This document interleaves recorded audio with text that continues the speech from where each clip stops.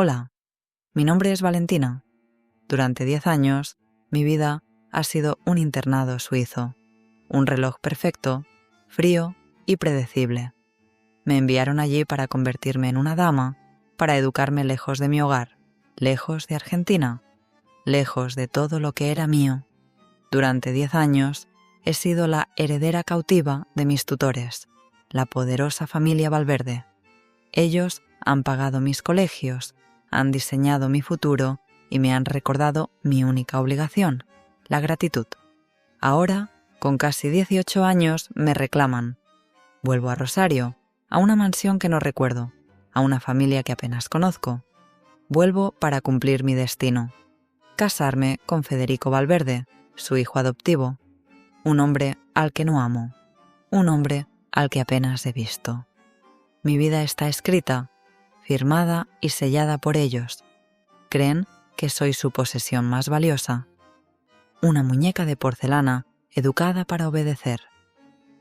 Pero en el largo viaje en tren que me lleva a mi jaula dorada, un extraño se sentó frente a mí. Un hombre con la mirada intensa y el olor del río, que me vio como nadie me había visto antes. Un hombre que, sin saberlo, encendió la mecha de la rebelión. Mis tutores han planeado el año decisivo de mi vida, pero no saben que el destino, a veces, viaja en el vagón de al lado. No te voy a contar un cuento de hadas, ni una tragedia. Te voy a contar, simplemente, la historia de mi vida. Lo que yo no sabía, mientras mi tren de lujo cruzaba la inmensidad gris de la Patagonia, era que, a cientos de kilómetros al norte, mi destino ya estaba sellado.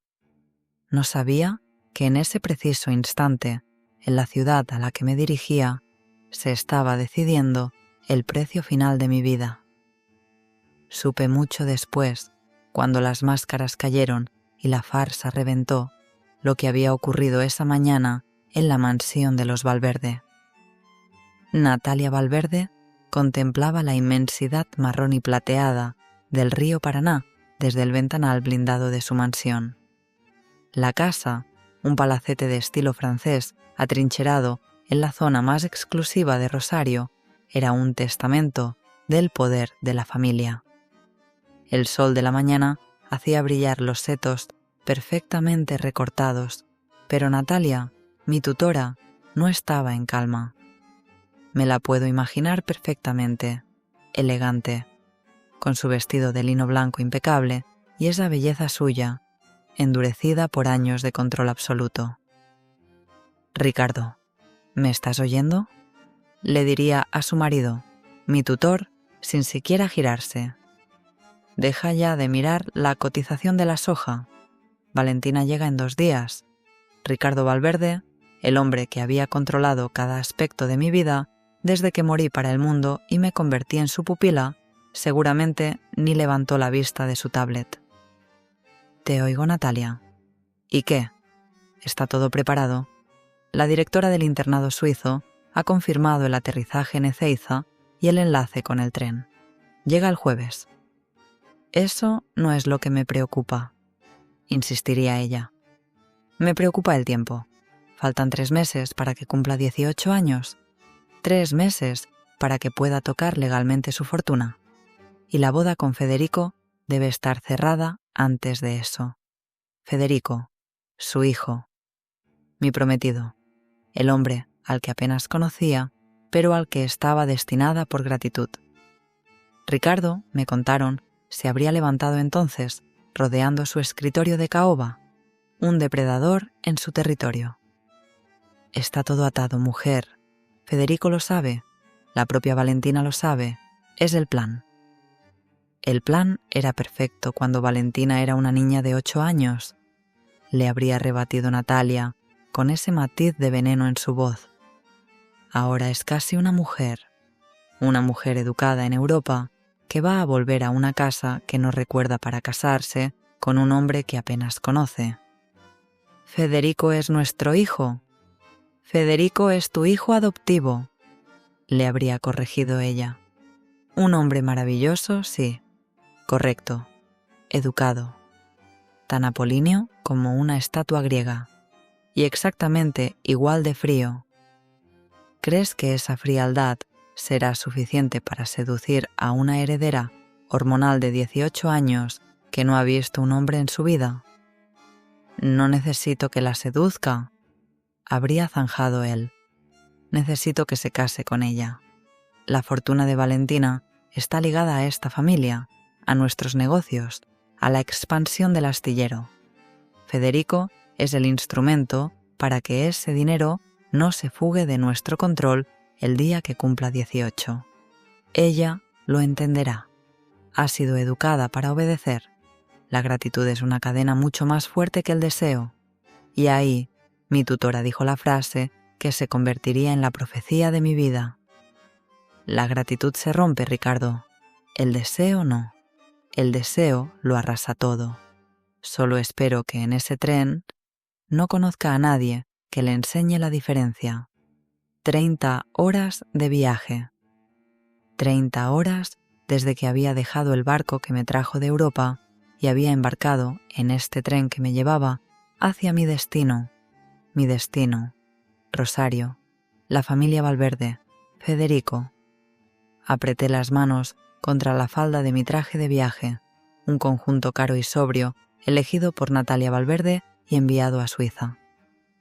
Miraba por la ventanilla el paisaje monótono, infinito, que era tan diferente a las montañas verdes y ordenadas de mi internado. Allí todo era predecible, olía a nieve y a disciplina. Aquí, el aire olía a polvo, a hierba seca y a una libertad tan vasta que me asustaba. Me sentía como un paquete perfectamente envuelto, enviado a su comprador. En mi móvil, un mensaje de Federico. Bienvenida a casa, Valentina. Te esperamos. F. Ni un emoji. Ni un te echo de menos. Solo la confirmación de una transacción. Tenía hambre, pero el nerviosismo me cerraba el estómago. Aún así, decidí ir al vagón-restaurante. Necesitaba moverme, estirar las piernas, huir del olor a cuero nuevo y a desinfectante de mi compartimento privado. El vagón-restaurante se balanceaba con un ritmo hipnótico. Las mesas estaban cubiertas con manteles de hilo blanco, ridículamente formales para el paisaje exterior. Había pocos pasajeros. Elegí una mesa vacía junto a la ventana, lo más lejos posible de una familia ruidosa. El camarero, con su chaqueta blanca almidonada, me sonrió con esa amabilidad profesional que yo conocía tan bien. ¿Qué va a tomar la señorita? Un café, por favor. Solo un café. Mientras esperaba, entró él. No lo vi. Primero lo olí. El aire acondicionado del vagón trajo una ráfaga de un olor que no pertenecía allí. Un olor a metal, a aceite de motor y a río. Un olor a sudor limpio, a hombre. Un olor que atravesó el aroma estéril del vagón y golpeó directamente en la boca de mi estómago, provocando una extraña contracción. Luego lo oí, el sonido de unas botas de trabajo, pesadas, seguras, sobre la moqueta del pasillo. Un sonido que contrastaba con los mocasines silenciosos del resto de pasajeros. Levanté la vista. Se detuvo en la entrada, buscando una mesa. Era alto, aunque no tanto como Ricardo Valverde. Pero si Ricardo era un bloque de granito, este hombre era de acero flexible. Llevaba unos vaqueros gastados, manchados de grasa, que se ceñían a unos muslos fuertes, y una camisa de trabajo arremangada que dejaba ver unos antebrazos poderosos, bronceados y cubiertos de un vello oscuro. Su pelo era castaño, revuelto, demasiado largo. Tendría unos 30 años. Cuando se giró y me vio, su búsqueda terminó. Nuestros ojos se encontraron y el mundo se detuvo. Fue un choque, una colisión. Sus ojos eran grises, del color del acero antes de la tormenta, intensos, directos. No me miraron con cortesía, no me analizaron con frialdad, me desnudaron. Fue una mirada invasiva, casi insolente, que me recorrió la cara, se detuvo en mi boca entreabierta, bajó por mi cuello, y juro que pudo ver el pulso que acababa de desbocarse en la base de mi garganta. Su mirada siguió bajando, lenta, deliberada, por mi blusa de seda cara, deteniéndose en mis pechos, que de repente se sintieron pesados, calientes, y mis pezones se endurecieron bajo la tela. Sentí que mi cara ardía. Aparté la mirada al instante, mi corazón golpeando mis costillas con una violencia que me dejó sin aliento. Las monjas suizas se habrían santiguado.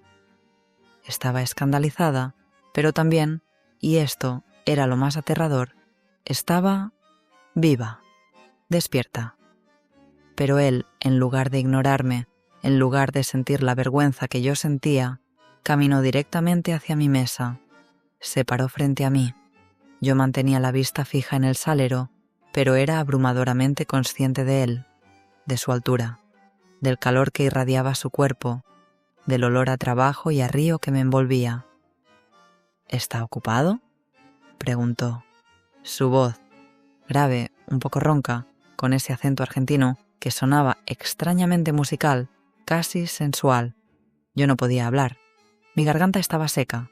Solo negué con la cabeza un movimiento corto y estúpido. Se sentó, y el mundo se encogió al tamaño de nuestra mesa. El espacio entre nosotros se llenó de una electricidad que casi podía tocar. De cerca era peor. Pude ver la sombra de una barba de 2 días, una pequeña cicatriz blanca que partía su ceja izquierda. Vi sus manos sobre la mesa, manos grandes, con callos, con las uñas cortas y sucias de grasa, manos que construían cosas, manos que sabían agarrar. El camarero llegó con mi café, rompiendo el hechizo. ¿Y para el señor? Lo mismo que ella, y un bife de chorizo, jugoso, con papas fritas, y una cerveza. El camarero asintió y se fue. El silencio volvió a caer, pero ahora era un silencio pesado, cargado. Me obligué a beber un sorbo de café, pero la taza temblaba en mi mano. «Huyendo de algo», dijo él, su voz baja vibrando en el aire. Levanté la vista, sobresaltada. Él me miraba, pero no con cinismo, con una curiosidad directa, casi animal. «¿Perdón?», pregunto, si huyes de algo o si corres hacia algo. Tienes la misma expresión que tenía yo la primera vez que me subí a un carguero, como un pájaro que no sabe si saltar del nido o volver a esconderse. Yo no huyo. Vuelvo a casa, a Rosario. ¿Rosario?, repitió, y una media sonrisa tiró de su boca. Una sonrisa que no llegó a sus ojos grises. Gran ciudad, el Paraná, los astilleros. Yo trabajo allí. Soy ingeniero naval. Me llamo Martín.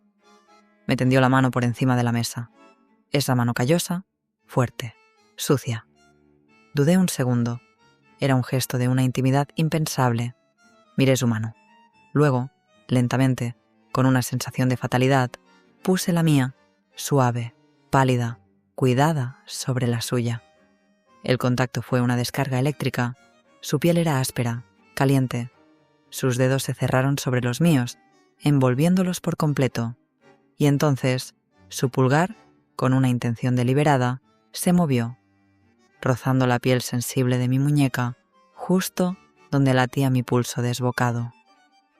Fue un roce, un segundo, pero sentí ese fuego subir por mi brazo, explotar en mi pecho y bajar hasta mi vientre, contrayéndolo en una sensación desconocida, dulce y aterradora.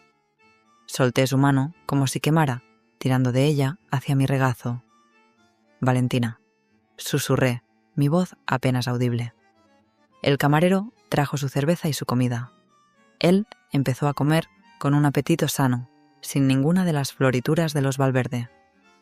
Yo no podía apartar la mirada de su boca, de cómo masticaba, de cómo se limpiaba la comisura de los labios con el dorso de la mano. «¿Y qué te espera en Rosario, Valentina? ¿La familia?» «Sí, mis tutores. Los Valverde. Vi cómo sus ojos se afilaban. Dejó el tenedor en el plato. ¿Valverde? ¿Ricardo Valverde? ¿El dueño de Medio Puerto? Es mi tutor legal, dije, sintiéndome como una traidora. La sonrisa de Martín se borró. Su mirada se volvió más dura. Vaya, así que eres esa chica, la heredera, la que traen de Suiza. ¿Cómo sabes eso? En el puerto se sabe todo, Valentina.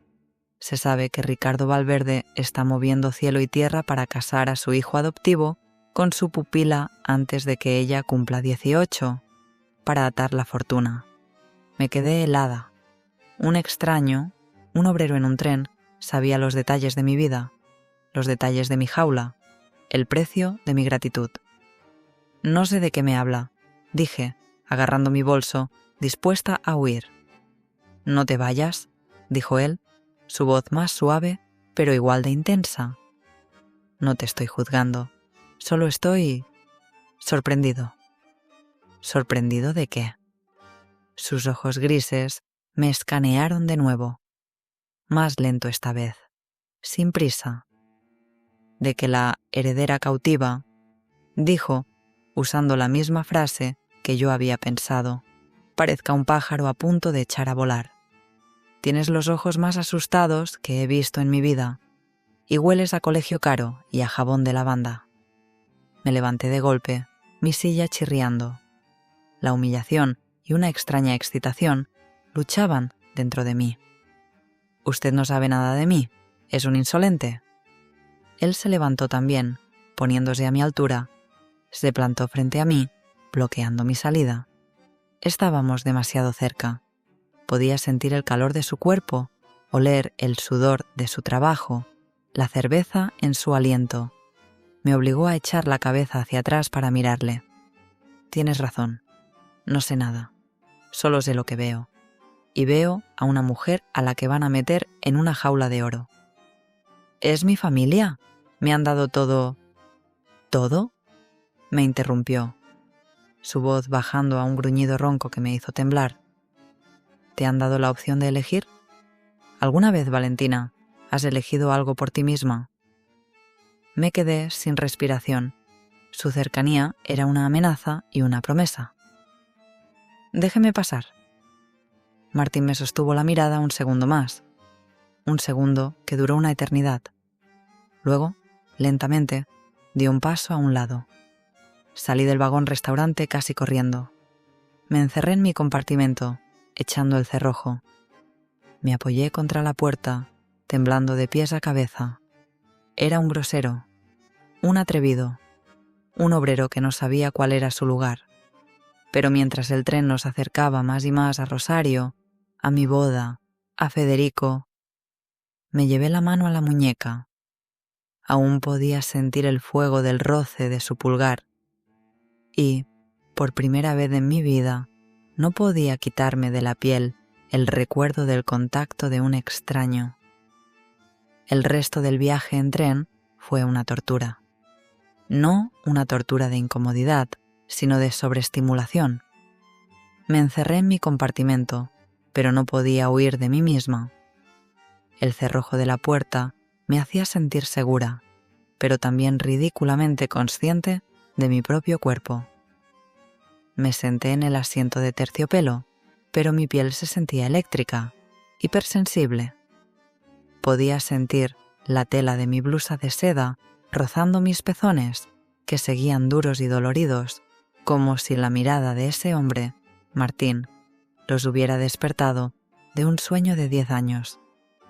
Me llevé la mano a la muñeca.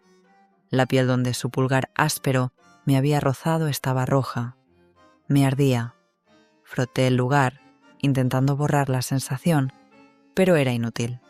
El roce de su piel callosa sobre la mía había sido un insulto, una invasión, y se había sentido como la primera cosa real que me pasaba en la vida.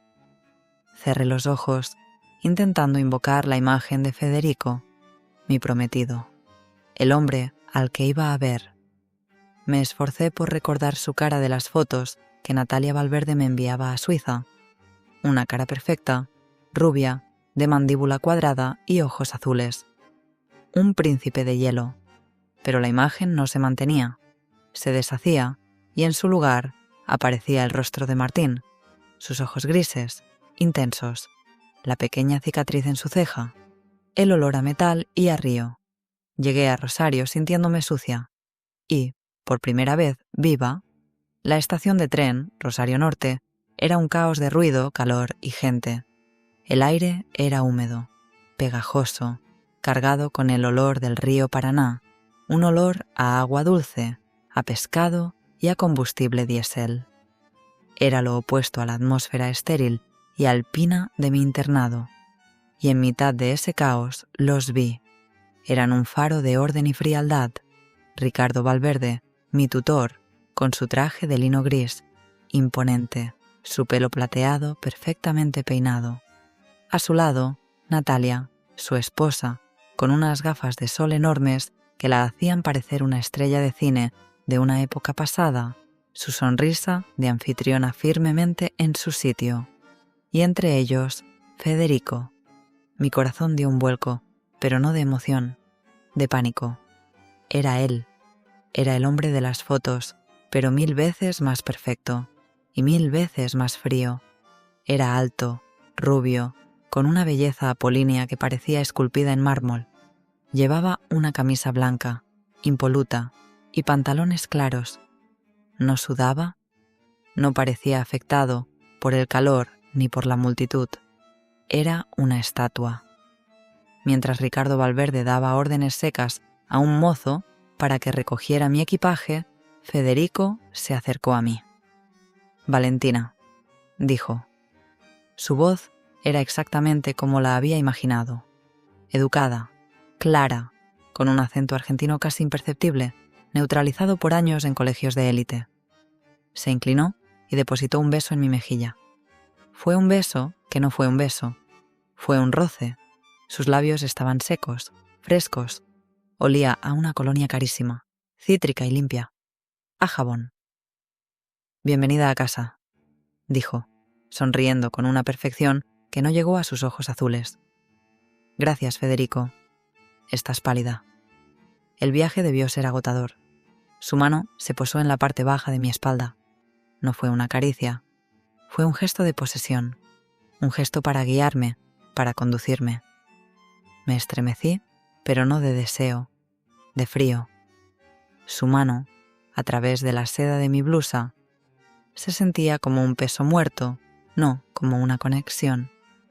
Natalia se acercó y me quitó las gafas de sol. «Mucho mejor», dijo, estudiándome como a un caballo que acaba de comprar. «El aire suizo te ha sentado bien, aunque estás demasiado delgada. Habrá que alimentarte».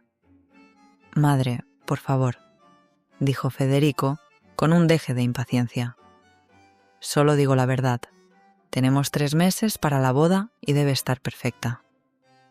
Me condujeron a un coche negro, un sedán de lujo con los cristales tintados. Al cerrarse la puerta, el caos de Rosario desapareció, reemplazado por el silencio del aire acondicionado y el olor a cuero nuevo. Mi jaula. Mientras el coche se alejaba, miré una última vez hacia el andén y lo vi. Martín estaba de pie junto a una columna de hierro, con una mochila de lona colgada al hombro. Se había mezclado con un grupo de obreros del puerto, pero destacaba como un lobo entre ovejas. Me estaba mirando. No sonrió, no saludó, solo me miró. Una mirada larga, intensa, que atravesó el cristal tintado y me llegó a la piel. Fue una mirada que decía: «Te lo advertí».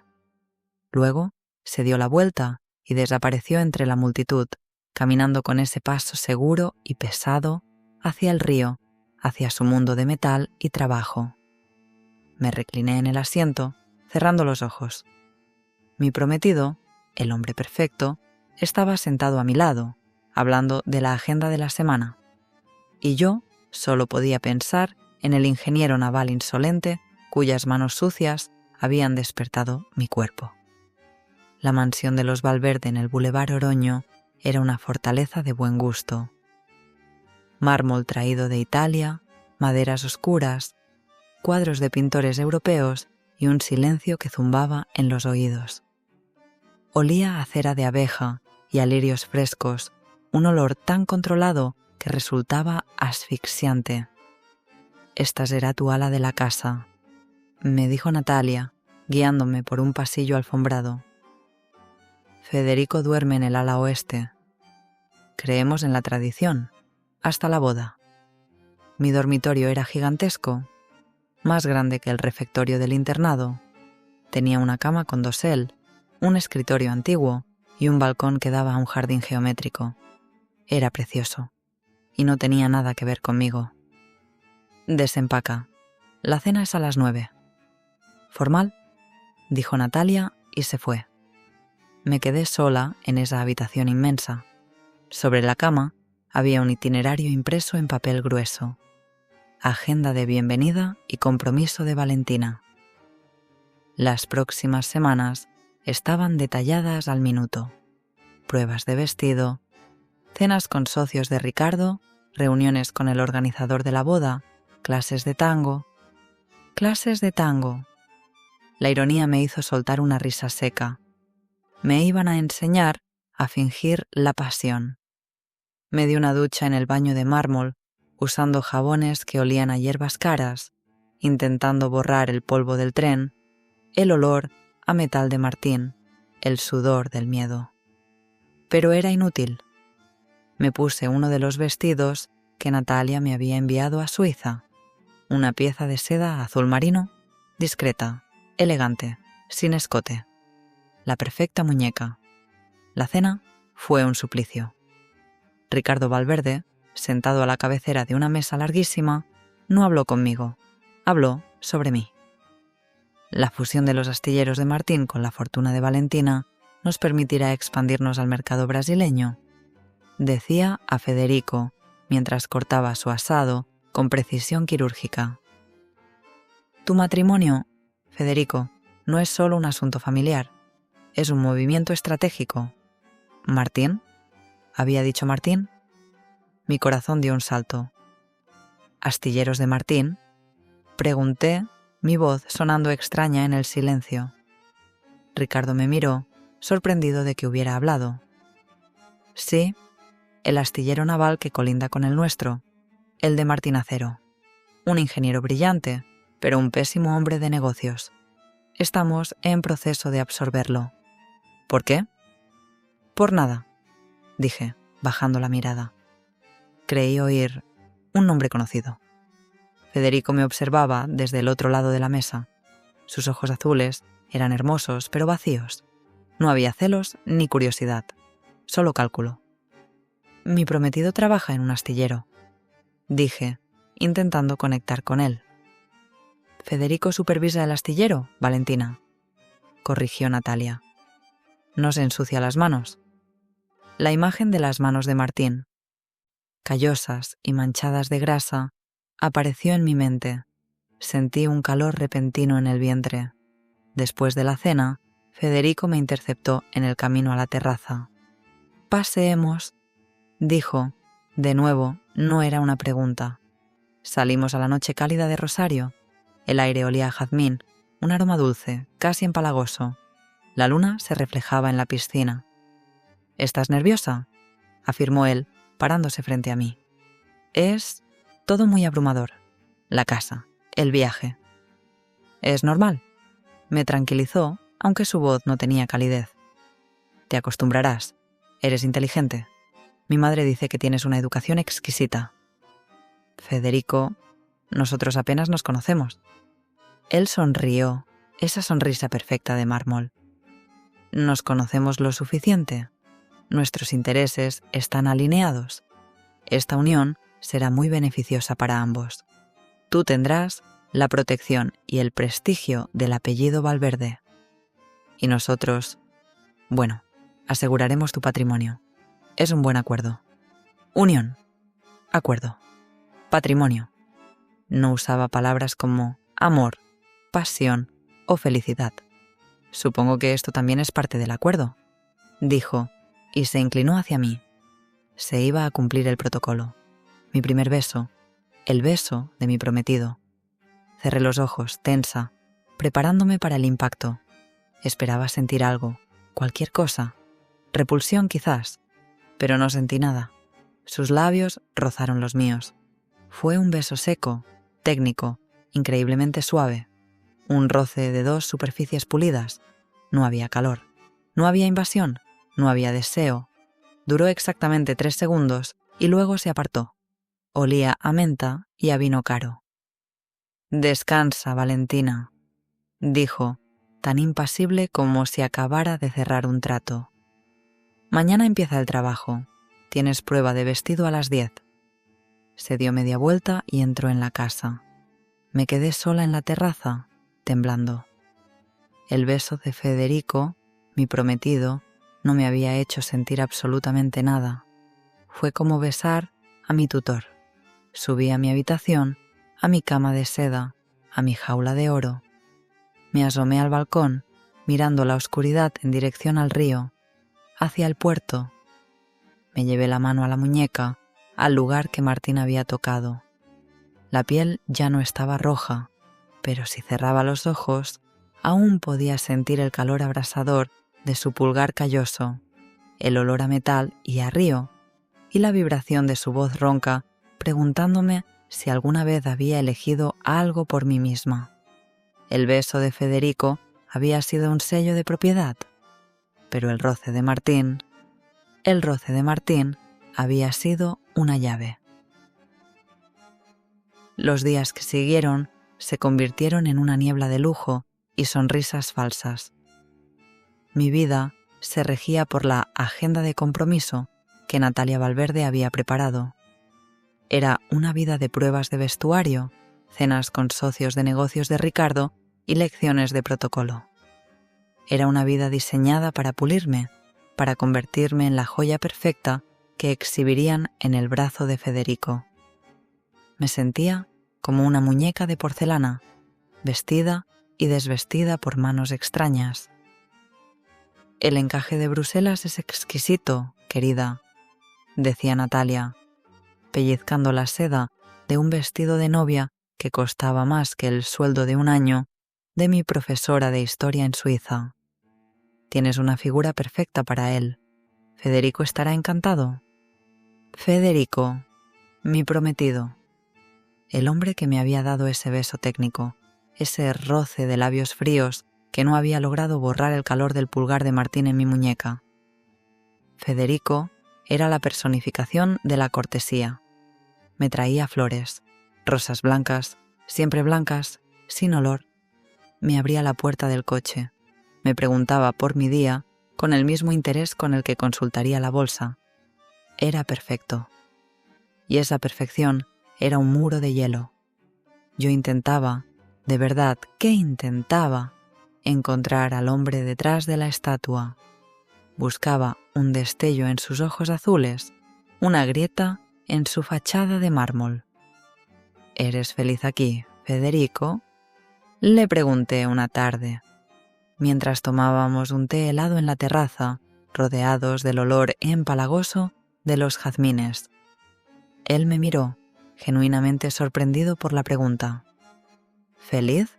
La felicidad es un concepto burgués, Valentina. Yo estoy satisfecho. Tengo un propósito. Dirijo la división más importante de la empresa de mi padre. Y ahora voy a casarme contigo. Es un futuro ordenado. Ordenado. Esa era la palabra. Mi vida entera era una transacción ordenada. El momento más surrealista de esa primera semana fue la clase de tango. Ricardo insistió. Era parte de la farsa, un guiño a la cultura argentina para la boda. Contrataron al mejor instructor de Rosario, un hombre mayor, serio, que nos miraba con ojos tristes. «El tango no se baila con los pies, señorita», me dijo, después de que yo pisé a Federico por 3ª vez. «Se baila con el corazón». Es la historia de un hombre y una mujer, una pelea, una seducción. Federico suspiró, impaciente. «¿Podemos ir al paso, por favor? Tenemos una cena a las 9». El instructor puso la música. Un bandoneón quejumbroso llenó el salón de mármol. Federico me tomó por la cintura. Su mano era firme, su agarre preciso. No había calor, no había duda. Era la mano de un ingeniero, no de un amante. 1, 2, 3, contaba Federico en voz baja, guiándome. Gira, Valentina, no te resistas. Pero yo me resistía. Mi cuerpo se negaba a obedecer. Me sentía rígida, estúpida. El tango era pasión y yo estaba bailando con un témpano de hielo. Relájate, Valentina, dijo el instructor, aplaudiendo. Siente la música, cierra los ojos, deja que él te lleve. Cerré los ojos, como me pidió. El rostro perfecto de Federico se disolvió en la oscuridad. El olor a su colonia cítrica se desvaneció y la música, ese lamento sensual, me envolvió. Me dejé llevar, pero el hombre que me guiaba en mi mente no era Federico, era Martín. Imaginé sus manos ásperas y callosas en mi espalda, en lugar de la palma pulcra de Federico. Imaginé su olor a metal y a río, el calor de su cuerpo contra el mío. Recordé la forma en que sus ojos grises me habían desnudado en el tren, el roce de su pulgar en mi muñeca. Mi cuerpo reaccionó. Dejé de pensar. Mis caderas se aflojaron. Mi espalda se arqueó, buscando un contacto que no existía.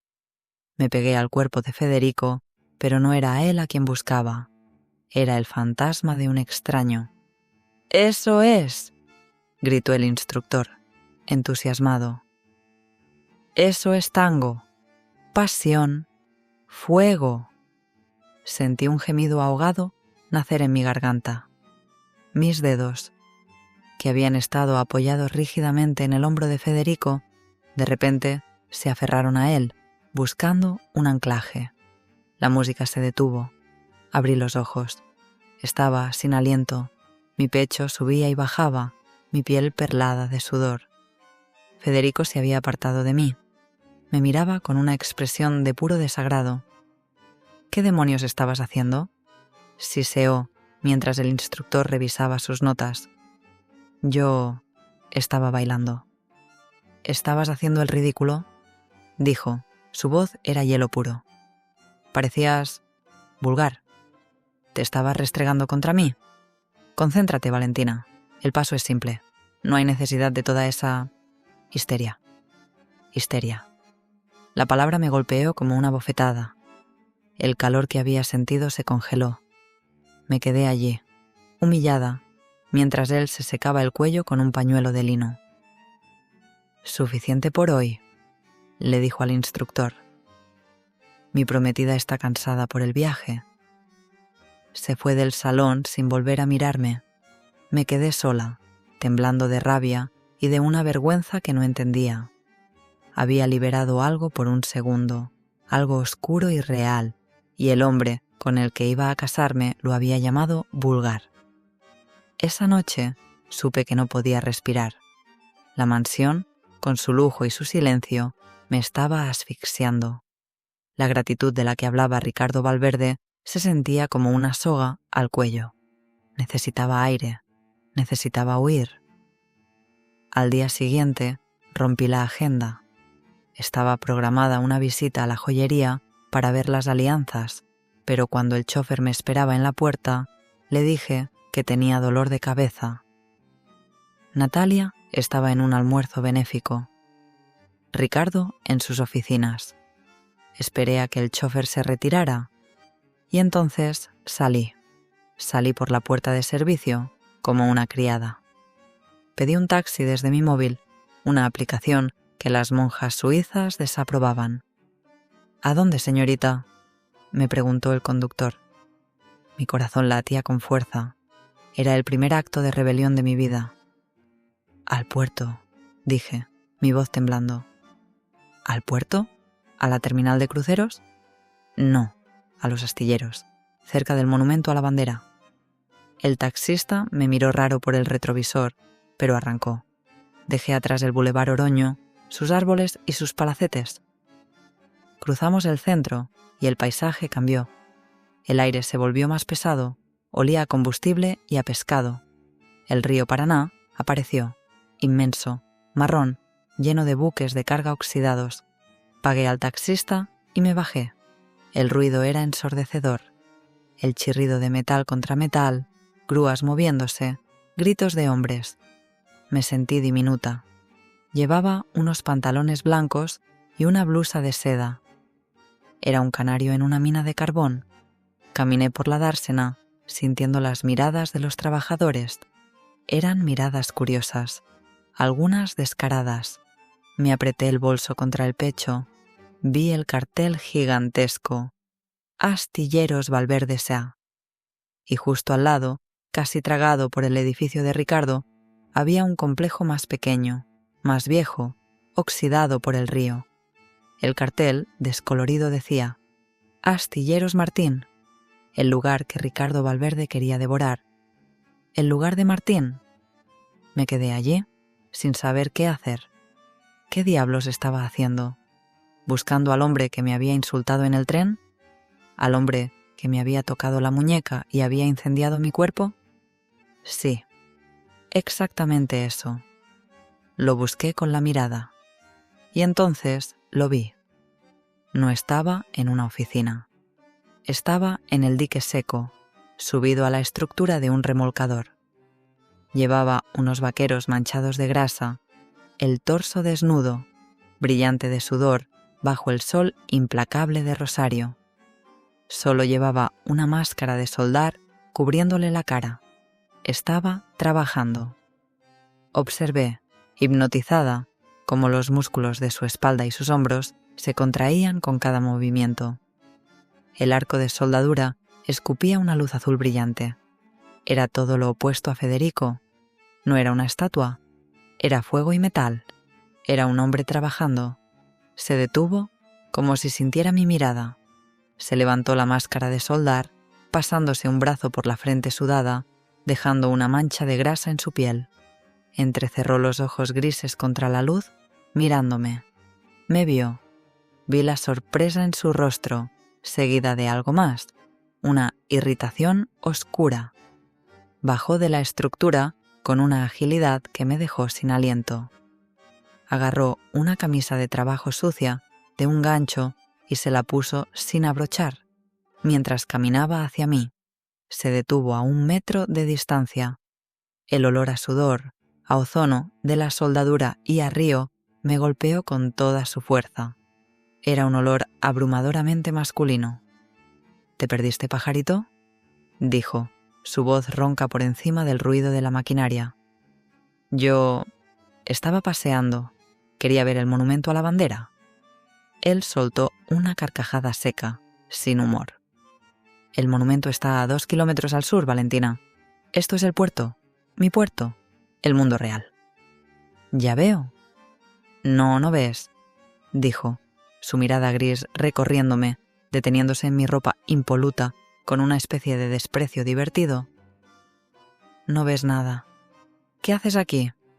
¿Vienes a ver la propiedad que tu familia política va a absorber? No, yo no sabía. ¿No sabías nada? Claro. ¿Sigues siendo la muñeca en su caja? No me llame así. Di un paso hacia él, furiosa, y él dio un paso hacia mí. La tensión era tan espesa como el aire del mediodía.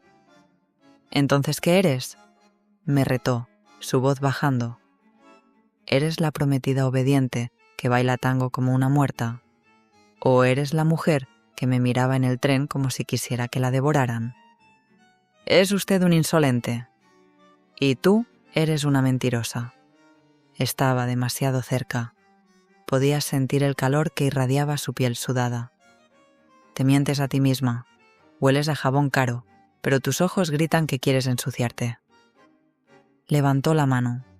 No la mano callosa, sino la mano que había estado usando, cubierta de grasa negra de motor. Retrocedí, pero choqué contra un barril de metal. No deberías estar aquí, Valentina, susurró, su mirada fija en mi boca. Este aire es sucio. La gente aquí es real. Podrías mancharte. Y antes de que pudiera reaccionar, rozó mi mejilla con el dorso de sus dedos. No fue una caricia, fue una marca. Sentí el calor de su piel y la textura áspera de la grasa contra mi mejilla. Me quedé paralizada, mi respiración atrapada en mi garganta. Sus ojos grises ardían. «¿Ves?», dijo. Su voz era un gruñido. «Ya estás manchada». Un grito lo interrumpió. «Martín, ¿la soldadura?». Él apartó la mirada de mí, rompiendo el hechizo. Miró su mano, manchada de mi maquillaje, y luego la mancha negra que había dejado en mi cara. «Vuelve a tu jaula, Valentina», dijo, su voz volviéndose fría y dura.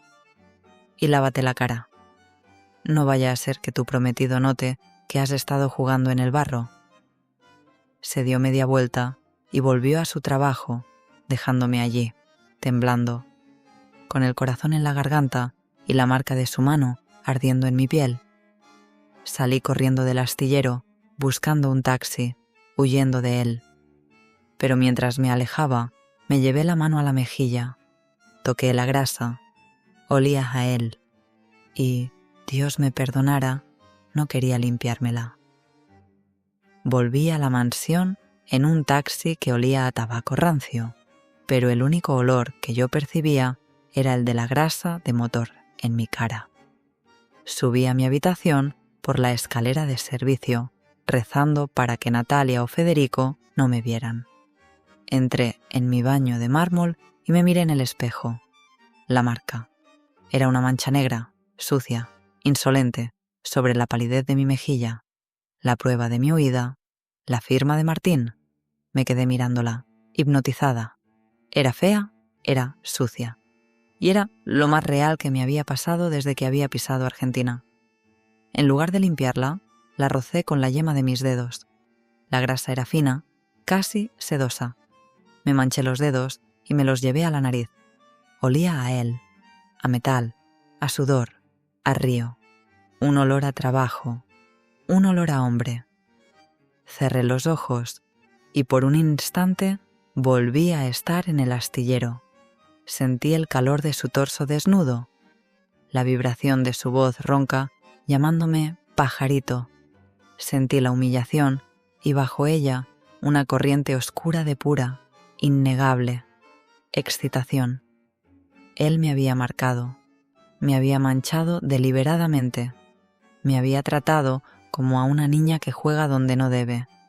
Y yo, la futura señora de Valverde, educada en la asepsia de los Alpes suizos, me descubrí deseando que lo hiciera de nuevo. Con un movimiento brusco, abrí el grifo y empecé a frotarme la cara. Usé los jabones caros de Natalia, los que olían a lavanda y a cítricos, pero la sensación de su piel contra la mía no se iba. La marca física desapareció, pero la marca invisible, la que él había dejado en mi interior, esa ardía. Me estaba cambiando, me estaba ensuciando, y me aterraba descubrir cuánto me gustaba. Valentina. Di un salto, mi corazón en la garganta. Federico estaba de pie en la puerta de mi dormitorio. No había llamado. Estaba allí, impecable con su camisa celeste, mirándome con sus fríos ojos azules. «¿Dónde estabas?», preguntó. No había preocupación en su voz. Había la molestia de quien descubre un error en una hoja de cálculo. «Salí a pasear», dije, mi voz más firme de lo que esperaba. Quería ver la ciudad. Fui al monumento a la bandera. Era la primera mentira real que decía. Y salió con una facilidad que me sorprendió. Federico se acercó, pero no a mí. Se acercó a mi tocador, donde estaba la agenda de compromiso. La golpeó levemente con un dedo. «Hoy tenías prueba de vestido a las 10 y joyería a las 12. Has roto la agenda». Necesitaba aire, Federico. «El aire está perfectamente filtrado en esta casa», dijo impasible. «Natalia se ha disgustado. Has hecho que el joyero pierda el tiempo». «¿Y tú?», le reté, sintiendo un eco de la insolencia de Martín.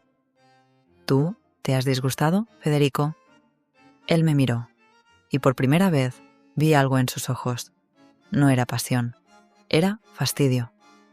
Me disgusta el desorden, Valentina. Me disgusta que no cumplas tu parte del acuerdo. El acuerdo, siempre el acuerdo. Pensé que esto era un matrimonio. Dije, un matrimonio es un acuerdo, afirmó él. El más importante de todos. Se basa en la confianza y en que cada parte cumpla su rol. Tu rol es sencillo. Solo tienes que seguir el plan. ¿Es tan difícil? Se acercó a mí. Su olor a cítricos y a ropa limpia era casi agresivo en su esterilidad. Levantó la mano y, por un segundo, pensé que iba a tocar la mejilla que Martín había manchado, pero no lo hizo. Sus dedos, pulcros y fríos, se limitaron a recolocar un mechón de mi pelo que se había soltado del moño. Un gesto de orden, de control. Mañana vendrá el diseñador aquí, a las 9. No vuelvas a faltar. Asintió como un jefe que da una orden y se fue. Me quedé sola, mirando el lugar donde él había estado. Su toque frío no había logrado borrar el recuerdo del fuego de Martín. Federico quería ordenarme. Martín quería ensuciarme. Y yo, por primera vez, empezaba a odiar el orden. Los siguientes días fueron una escalada de la farsa. La boda se acercaba. La mansión se llenó de flores, de organizadores y de susurros. Y yo me sentía cada vez más como el cordero que engordan para el sacrificio. El vestido de novia llegó. Era una creación espectacular de un diseñador francés, una montaña de seda y encaje. Cuando Natalia me obligó a ponérmelo, me miré en el espejo de 3 cuerpos. La mujer que me devolvía el reflejo era una extraña, una novia preciosa, pálida, con los ojos muertos. El vestido era una obra de arte, pero se sentía como una mortaja. Perfecta, susurró Natalia, sus ojos brillando, no de emoción, sino de triunfo. Absolutamente perfecta. El orgullo de la familia Valverde. Federico entró en ese momento. Se detuvo en el umbral, mirándome con el vestido puesto.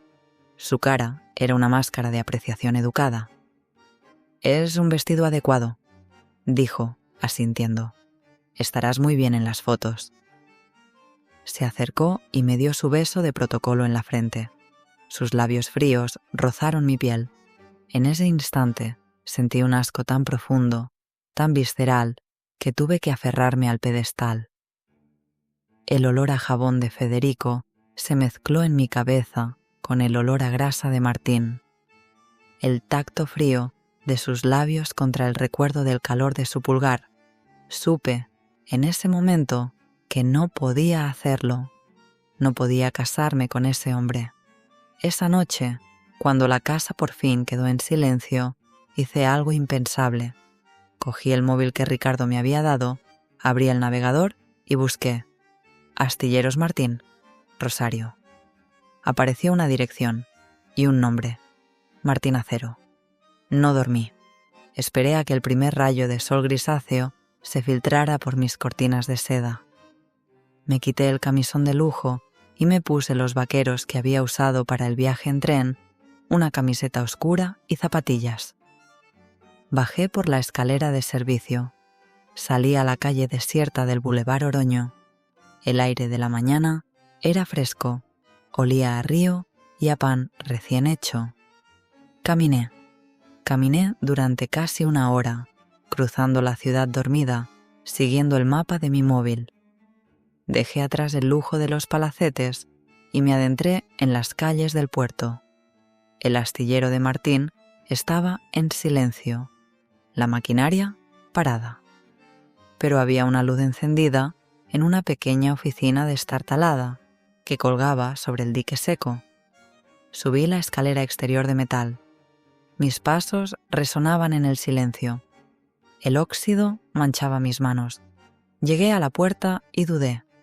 Mi corazón golpeaba tan fuerte que temía que él pudiera oírlo. ¿Qué iba a decirle? ¿Qué hacía allí la prometida de su enemigo a las 6 de la mañana? Antes de que pudiera huir, la puerta se abrió. Martín estaba allí. Se había quedado a dormir en la oficina. Llevaba los mismos vaqueros de ayer, el torso desnudo. Su pelo estaba revuelto por el sueño y tenía la barba de 2 días más crecida. Me miró y sus ojos grises se clavaron en mí, primero con incredulidad, luego con una furia helada. «¿Qué demonios haces aquí?», gruñó. Yo... Te dije que volvieras a tu jaula, pajarito. ¿Acaso te has perdido otra vez? «No me llames así», grité, y mi voz se rompió. «No puedo». «¿No puedes qué? ¿No puedes aguantar el lujo? ¿Vienes a restregarme tu vestido de novia?» «No puedo casarme con él». La frase quedó flotando en el aire frío de la mañana. Martín se quedó inmóvil. Su mirada se intensificó, escudriñándome, buscando la mentira. «¿Qué has dicho?» «Que no puedo», repetí, las lágrimas de rabia y miedo quemándome los ojos. «No puedo casarme con Federico. Me da asco, su frialdad, su toque. Me da asco esa casa». Me asfixió. Él seguía sin moverse, pero algo en su expresión cambió. La furia dio paso a algo más oscuro, más peligroso. «¿Y qué esperas que haga yo? ¿Aplaudir?» «No. Yo no sé qué espero. Solo sé que tenías razón. Me están metiendo en una jaula. Y tú me manchaste la cara. Y tú volviste a por más». Dio un paso hacia mí. Yo retrocedí, pero él me agarró del brazo. Su mano era un cepo de acero caliente. Me atrajo hacia él, metiéndome dentro de la oficina y cerrando la puerta de una patada. La habitación era un caos de planos, tazas de café sucias y olor a metal. Me estampó contra la pared, su cuerpo musculoso aprisionando el mío. Su torso desnudo estaba a centímetros de mi cara. Podía sentir el calor que irradiaba, ver el sudor en su pecho, olerlo. «¿A esto has venido, Valentina?», susurró. Su voz era una lija. «¿Has venido a que te ensucie de verdad?». Estaba aterrorizada y loca de deseo. «No. Mientes». Su cara estaba a un palmo de la mía. Sus ojos grises devoraban mi boca. «Estás temblando. Hueles a miedo. Y me encanta. Eres un animal. Y tú eres una cobarde», me dijo. «Vienes aquí, a mi territorio, a decirme que no te casas. ¿Y qué? ¿Esperas que te rapte? ¿Esperas que te salve? No quiero que me salves. Entonces, ¿qué quieres?» «Quiero...». No pude terminar la frase. Su boca se estrelló contra la mía. No fue un beso. Fue un castigo. Fue una invasión. Fue todo lo que el beso de Federico no había sido. Sus labios eran duros, ásperos por la barba, y sabían a café amargo y a rabia. Me agarró la nuca con su mano libre, enredando sus dedos en mi pelo, tirando de mi cabeza hacia atrás. Su lengua forzó mi boca, y yo, en lugar de luchar, abrí los labios con un gemido. Fue un beso brutal, desesperado, que me hizo arquear la espalda contra la pared. Mis manos, que habían estado empujando su pecho, de repente se aferraron a sus hombros. Mis uñas, clavándose en su piel caliente, le estaba devolviendo el beso, con la misma rabia, con la misma hambre. Él gruñó contra mi boca, sorprendido por mi respuesta. Su agarre en mi brazo se suavizó, pero su otra mano se deslizó desde mi nuca, bajando por mi espalda, apretando mi cintura y pegando mi pelvis contra la suya. Sentí la dureza de su cuerpo contra mi vientre. Me estaba devorando, y yo lo estaba dejando. Se apartó de golpe, jadeando. Ambos estábamos sin aliento. Apoyó su frente contra la mía, sus ojos grises, ahora oscuros por el deseo, fijos en los míos. «Vete de aquí, Valentina», dijo, su voz rota. «Vete ahora mismo». «Martín».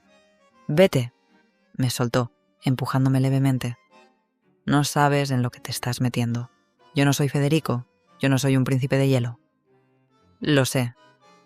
«No, no lo sabes», me señaló con un dedo tembloroso. Ricardo Valverde está intentando arruinarme. Está robando el legado de mi padre. Y tú eres su arma. Eres la llave de su fortuna. ¿No soy un arma? Lo eres. Y yo... Se pasó la mano por el pelo, desesperado. Yo quería usarte. Ese día en el tren. Quería acercarme a ti para encontrar la forma de hundir a Valverde. Ese era mi plan. Me quedé helada. Así que era eso. No era deseo. Era venganza. Yo solo era un peón. Un peón para él, igual que para Ricardo. Vaya, dije, mi voz muerta. Así que era eso. Era eso, confirmó él, su voz dura.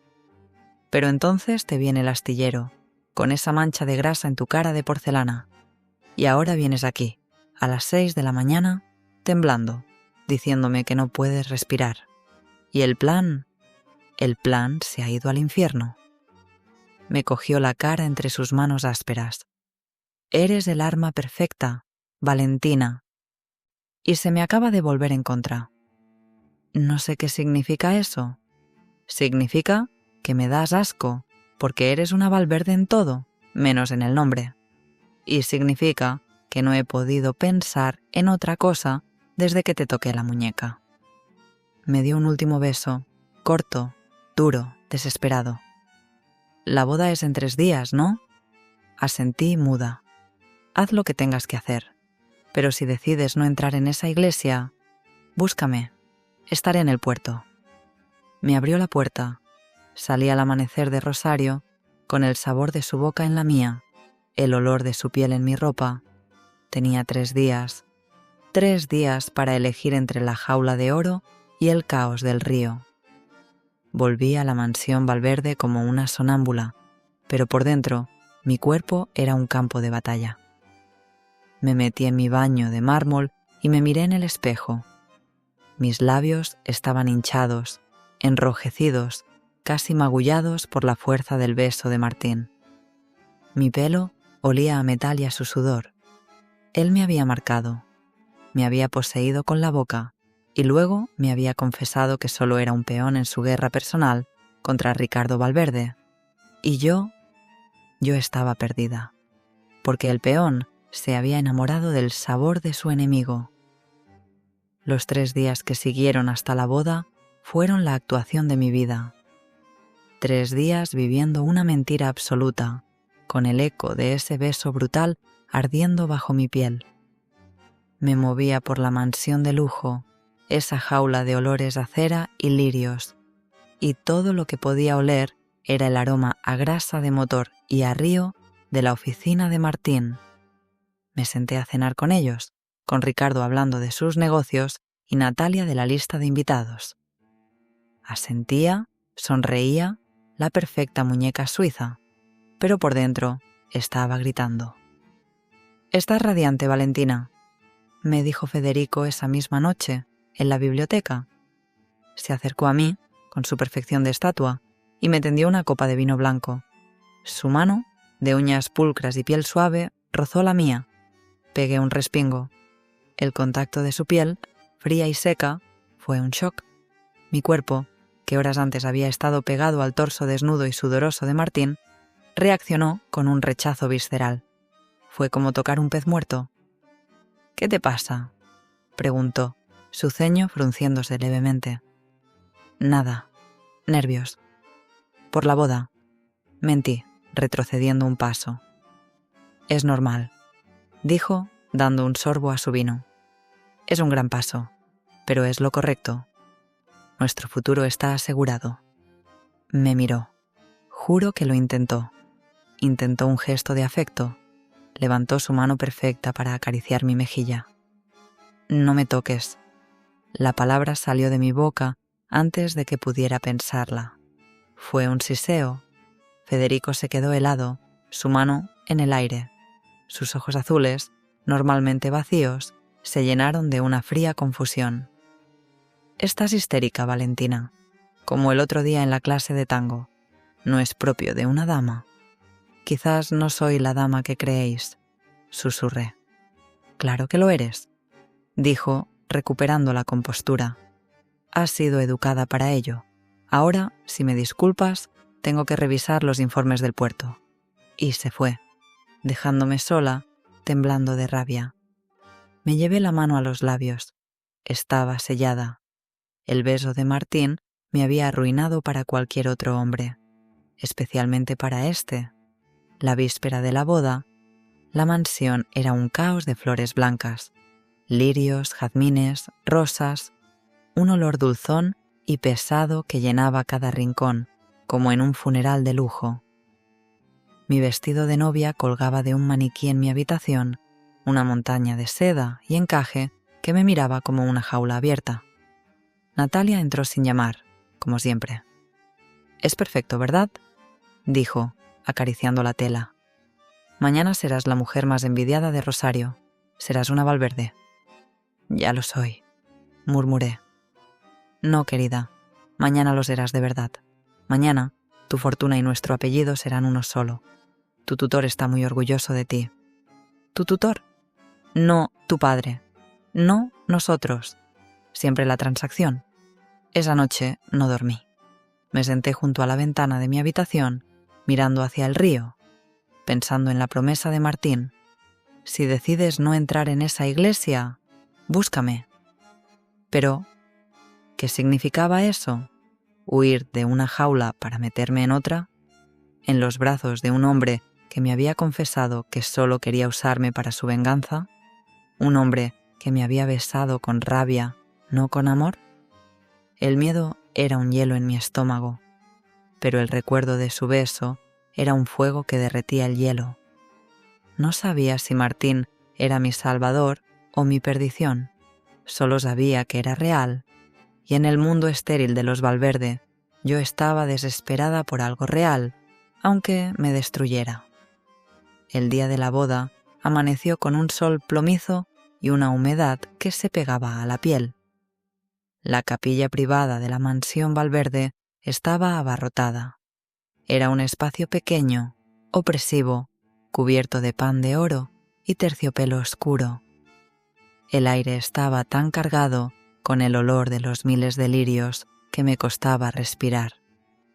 La alta sociedad de Rosario estaba allí, mirándome, susurrando, evaluándome, evaluando el premio que Federico se llevaba a casa. Yo era la novia más pálida del mundo. La maquilladora había tenido que usar el doble de colorete para que no pareciera un fantasma. El vestido de seda pesaba como una armadura.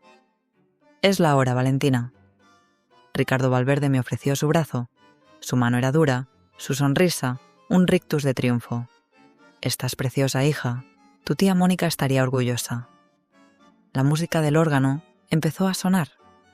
Las puertas de la capilla se abrieron y caminé hacia mi destino. Caminé por el pasillo de mármol, mi velo de encaje tapándome la cara, difuminando el mundo. Vi a Natalia en primera fila, radiante de victoria, y vi a Federico en el altar. Era una estatua de mármol, perfecto en su chaqué. Me miraba con esa sonrisa educada, vacía, de propietario. Llegué al altar. Ricardo puso mi mano inerte en la mano fría de Federico. El tacto me dio un escalofrío. El sacerdote comenzó a hablar. Palabras sobre la unión, el amor, Dios. Palabras que sonaban huecas en esa tumba de oro. Yo no oía nada. Solo el latido de mi propio corazón, golpeando como un pájaro enjaulado. «Búscame». La voz de Martín retumbaba en mi cabeza. «Búscame». «Federico Valverde, ¿aceptas a Valentina como tu legítima esposa para amarla y respetarla?» «Acepto», dijo Federico, su voz clara y firme, como si cerrara un negocio. «Valentina, ¿aceptas a Federico Valverde como tu legítimo esposo?» El silencio se estiró. Todos me miraban. Federico me miraba. Su sonrisa perfecta empezaba a flaquear. Abrí la boca. Iba a decir no. Lo juro. Iba a destruir el acuerdo. Pero no tuve tiempo. «Deténganse». La voz de una mujer, rota por la histeria, estalló desde la puerta. Todos nos giramos.